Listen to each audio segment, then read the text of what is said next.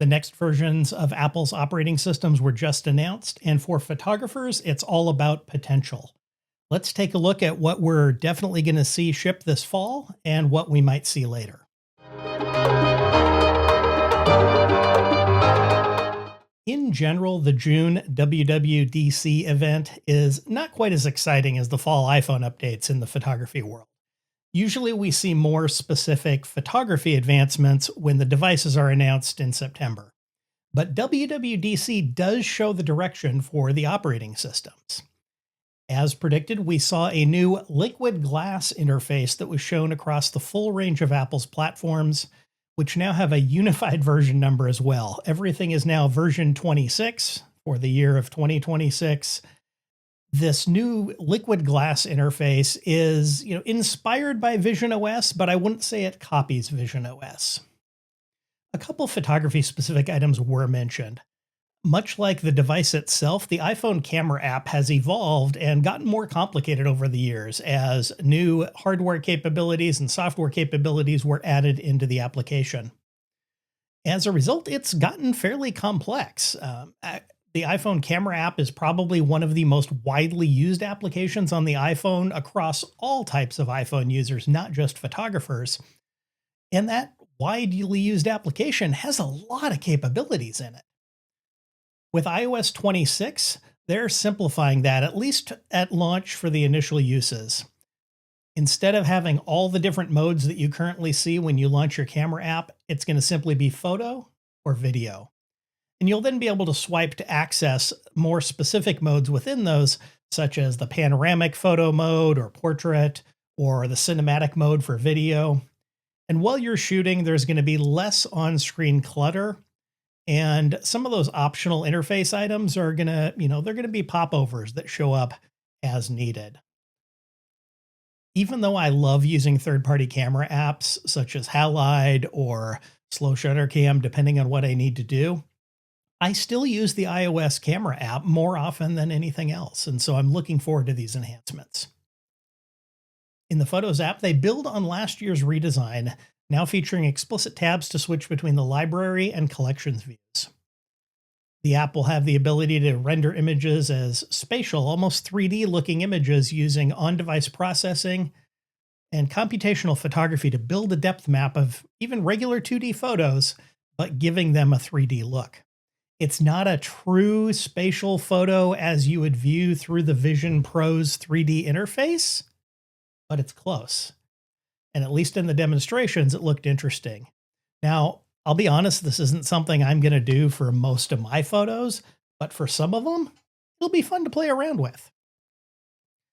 One of the things I think was interesting is something we did not see anything about today in the announcements, which was we did not see anything that appears to have come from Apple's acquisition of Pixelmator. Pixelmator's been a long time solid, high-end third-party photography application for iOS and iPad OS, and they were acquired several months ago by Apple. Perhaps we're going to see something with the iPhone announcements in September where we can more directly see Pixelmator's influence on the iOS and iPad OS photography ecosystem.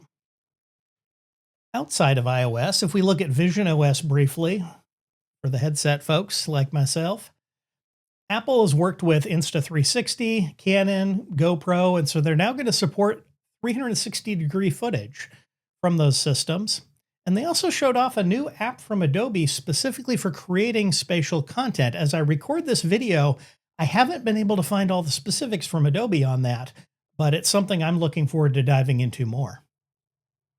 One thing that isn't photo specific, but I think will be notable for photographers using the iPad as part of their workflow, is that the iPad's gaining a whole new multitasking windowing environment that allows for resizable arbitrary windows. It's very much like Mac OS or any modern windowing operating system. Also, the iPad OS is now going to feature a system audio picker, so you can choose which microphone you might be using for a specific application. And this includes being able to use those microphones with a website for audio broadcast purposes. So if you're somebody who does podcasting or video work on your iPad, the iPad just leveled up in its capabilities to become more like a full real computer in those purposes. One other additional thing the iPad OS is getting is background task support or in a full real version of that. So if you're exporting a video, for example, or rendering a video, that's going to keep running even when you switch to a different application. Those background tasks show up in the dynamic island up at the top of the screen. So that's what we know is coming. Let's talk about what might be ahead. And speaking of what's ahead, if you're interested in learning more about what's ahead, be sure to subscribe to the channel for updates so we can get there. A lot of what I think is going to be coming is developers being able to use something called app intents. And this is not an entirely new feature. This was announced a while back. But an app intent is a way for developers to tell the system what capabilities their apps have and allow other parts of the system and applications to interact with those capabilities. Initially, we're going to see this featured in a new updated Spotlight interface, which gains a lot of capabilities that are going to bring it a lot closer to the capabilities of third-party launchers on Mac OS, such as Alfred or Raycast. Ultimately, app intents allow developers to contribute their tools to a toolkit. The capabilities are going to depend on third-party developers embracing that paradigm for others to interact with their application's capabilities. So think of a photography or a video application that might have the ability to alter something. Maybe it does color grading. Maybe it reformats something for a specific aspect ratio. A developer could choose to contribute that capability to the system so that you would be able to invoke those capabilities through Spotlight or through shortcuts or from another application and have that run automatically. Overall, what we saw today from Apple was about what we expected.